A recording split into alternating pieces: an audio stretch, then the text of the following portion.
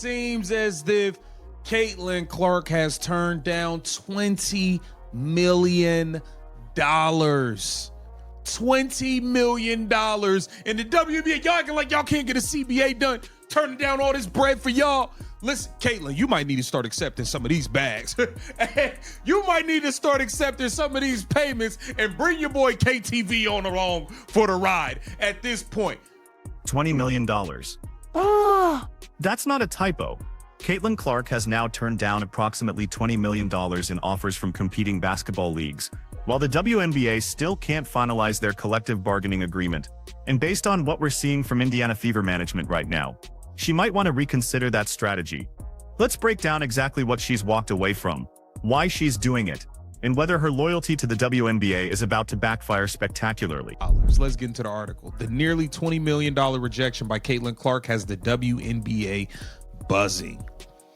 Here it says, Caitlin Clark is the lone basketball player on Sportico's latest ranking of the highest paid female athlete. She has climbed into the number 6 spot with an estimated $16.1 million in total earnings, a number that came despite an injury-shortened campaign that only lasted. Sportico just released their latest ranking of the highest paid female athletes, and Caitlin Clark sits at number 7 with $16.1 million in total earnings.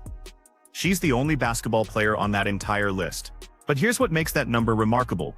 She only played 13 games last season due to an injury that the Fever dragged out for months. Remember how that played out? We waited through the entire offseason, sat through Unrivaled's 3-on-3 league, just counting down the days, and then the WNBA season finally starts. 13 games. That's all we got. Every single day for months. The team kept saying she was day-to-day, week after week of the same vague updates. Then with 2 games left in the season, they finally admitted she was done for the year.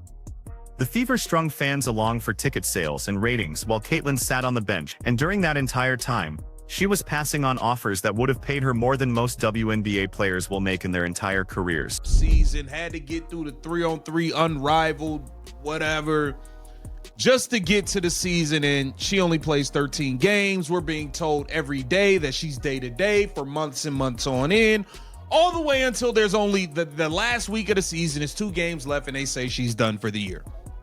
Dragged us along all season. So here it says her WNBA salary at $119,000 barely registers in comparison to the endorsement revenue powering her rise.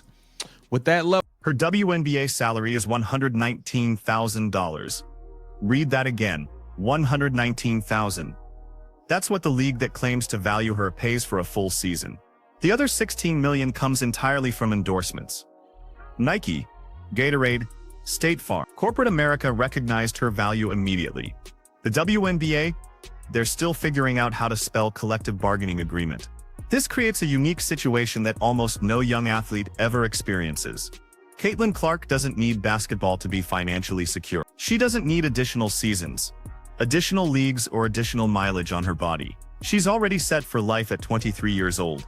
And that financial independence is exactly why she keeps saying no to offers that would make most professional athletes faint. Now we've seen Unrivaled. Unrivaled gave Sabrina Ionescu $1 million for the inaugural season.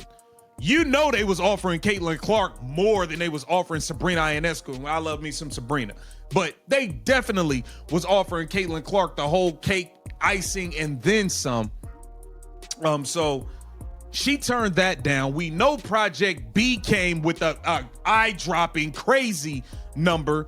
We know they came with a crazy bag, and she has turned it down left and right. And we can't even forget that Ice Cube came with a bag. So she's been turning down leagues left and right since before she even played a game in her rookie season.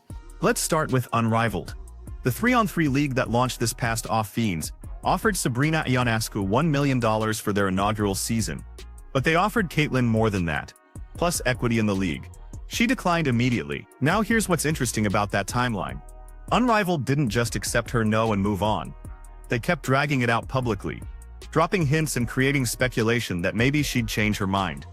Week after week of will she or won't she content. Finally, Caitlin had to step in herself and shut it down. She had to publicly tell them to stop using her name for promotional purposes, because she wasn't playing in their league. That's not normal. When a player declines an offer, teams don't usually spend months pretending they might still get them. But Unrivaled understood something important. Caitlin Clark's name drives engagement even when she's not participating. Just the possibility of her involvement was worth more than most players' actual participation. In any other league, she's making so much money off the court in endorsements. Robin Lundberg summed it up. Salute to Robin Lundberg. Turning down opportunities that most players would chase. This is not the first offseason in which Clark faced pressure to take on more. After her rookie year, Unrivaled approached her with a package worth $1 million plus equity for a short stint. She declined immediately. So she declined immediately. And y'all remember Unrivaled was dragging it on and on and on and on, trying to pretend like she was going to be in it to the point where she had to step in and put a stop to it. Like, okay, enough's enough. Stop using my name for this. I'm not playing in the league. Stop. She had to step in and do that herself. Here it says, the upstart. Then there's Project B, launching in 2026 with her Fever teammates Sophie Cunningham and Kelsey Mitchell already signed. The reported offers there stretch into the millions annually, with multi-year commitments reaching 8 figures total. 8 figures. That's $10 million or more over the life of the contract, plus equity. Caitlin said no to that too. But the most eye-popping rejection came before she ever played a professional game. Ice Cube's Big 3 League made a highly publicized offer. $5 million for 8 games, not 8 weeks. 8 games. That's $625,000 per game. And according to multiple reports, if she'd committed to their full 10-week season, they would have pushed that number to approximately $15 million. For 10 weeks of work, that exceeded her entire earnings for 2024, and she turned it down without hesitation. The problem was timing. The Big 3 runs during the summer, directly conflicting with the WNBA season. Joining would have meant competing in 2 leagues simultaneously, while learning professional basketball for the first time, but still $15 million for 10 weeks. Most people would have figured out how to make that work. We schedule a week ahead and schedule a week in advance, and if it's gonna shut down, then we need to shut everything down. Hopefully we can continue to work with our players that are injured, because we have a lot of them in market as well. But it's very difficult being in limbo. It's very difficult when you're talking to your staff and you don't really know anything. But at the same time, it's part of the growing process of our league. We certainly understand that as our staff is mostly former players. We understand that as well. But being in limbo is difficult. Yeah. Well, like you said, the other thing the CBA will decide is stuff like the core. Will they have core designation? So I'm sure that goes into all your planning. So can you plan? Can you even start to game plan for what you want to get on your roster? I think we can game plan for what we'd like to have. So why does she keep saying no? Caitlin's been consistent about this from day one. She grew up watching the WNBA. Maya Moore is her favorite player. She wants to be a WNBA great, not just a basketball player who happened to play in the WNBA. There's a difference. Playing in the Big 3 or Unrivaled or Project B would have been lucrative, but it wouldn't have advanced her legacy in the league she actually cares about.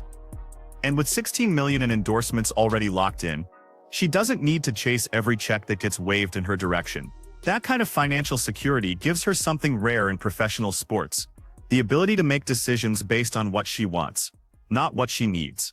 She can turn down $15 million from Ice Cube because she doesn't need $15 million from Ice Cube. But here's where this gets complicated. That loyalty to the WNBA assumes the WNBA is going to take care of her.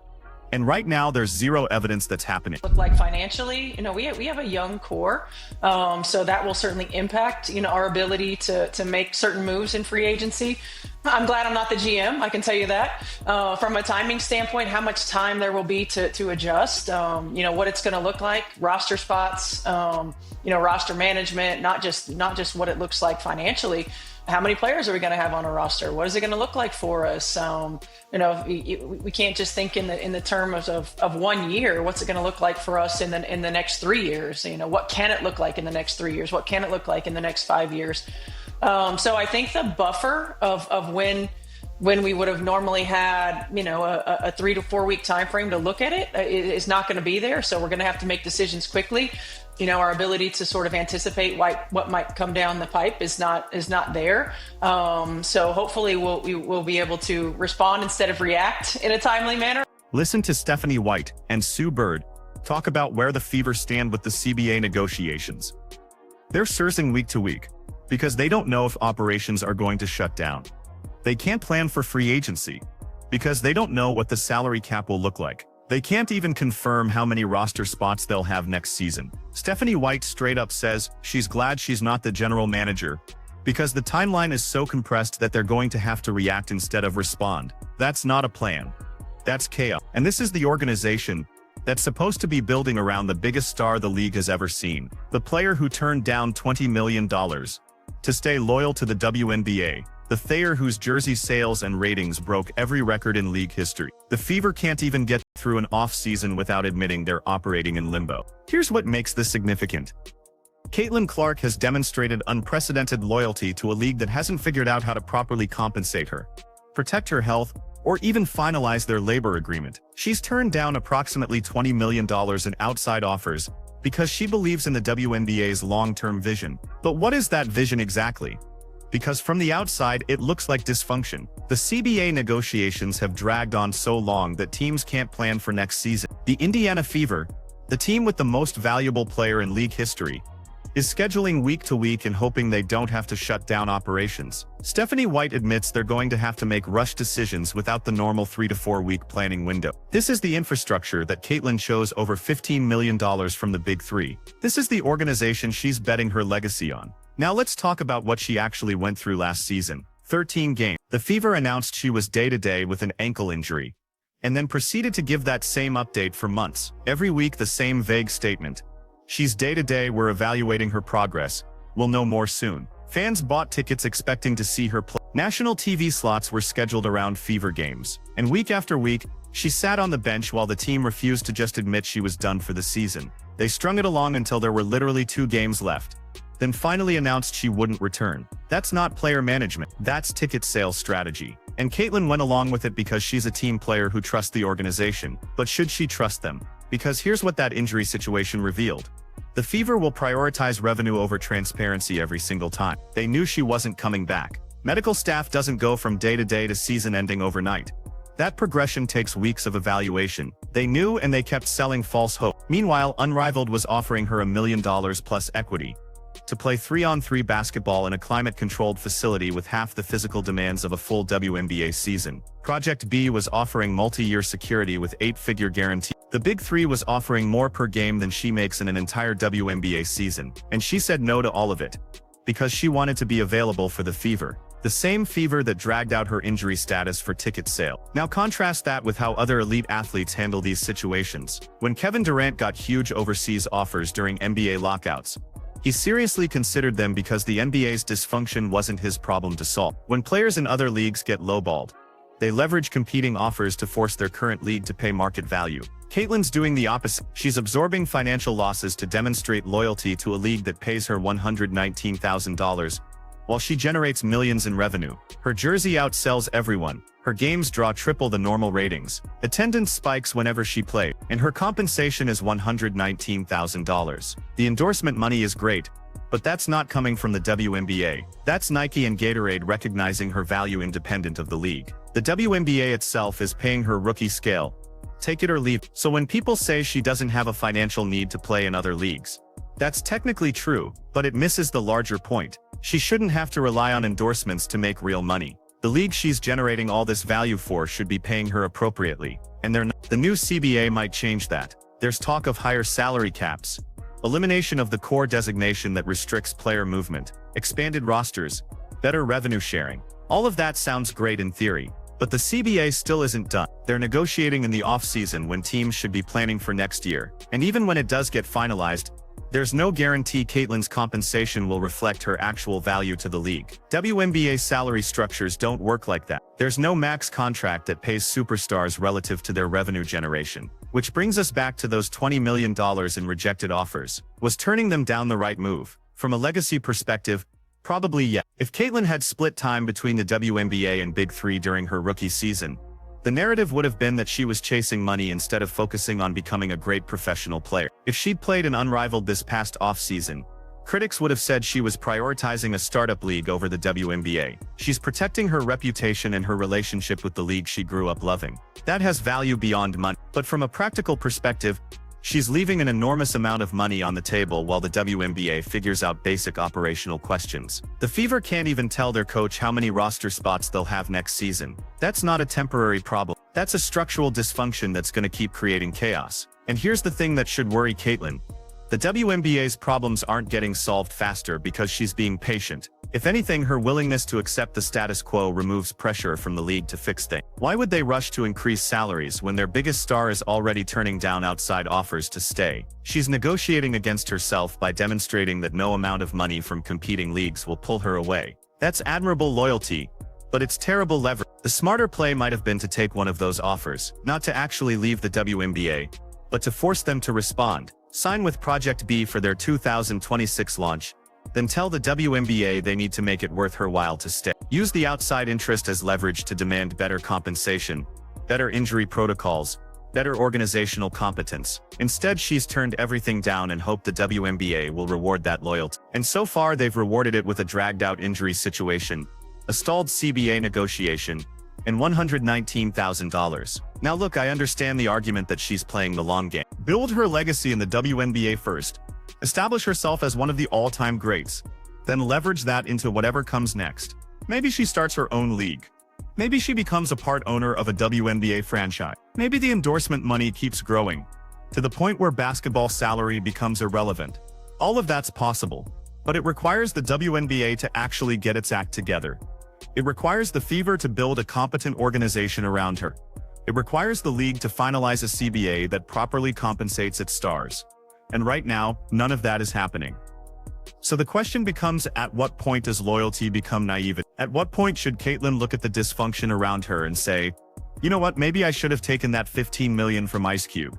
Because here's what's going to happen. The CBA will eventually get done, probably with incremental improvements that don't fundamentally change how the league operates. The Fever will continue operating in chaos because that's what they do. Caitlin will keep generating massive revenue while being paid a fraction of her value. And in 5 years, we'll be having the same conversation about whether she should have leveraged her position when she had maximum negotiating power. She's 23 years old, and she's already the biggest draw in women's basketball history. She will never have more leverage than she has right now. And she's choosing not to use it because she loves the WNBA and wants to see it succeed.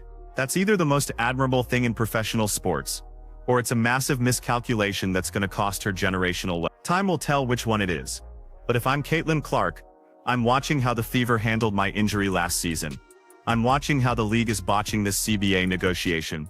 And I'm starting to wonder if loyalty is a two-way street. Because right now, it's looking pretty one-sided. What do you think? Should Caitlin have taken one of those offers to force the WNBA's hand? Or is she playing this exactly right by betting on the league's long-term growth? Drop your take in the comments.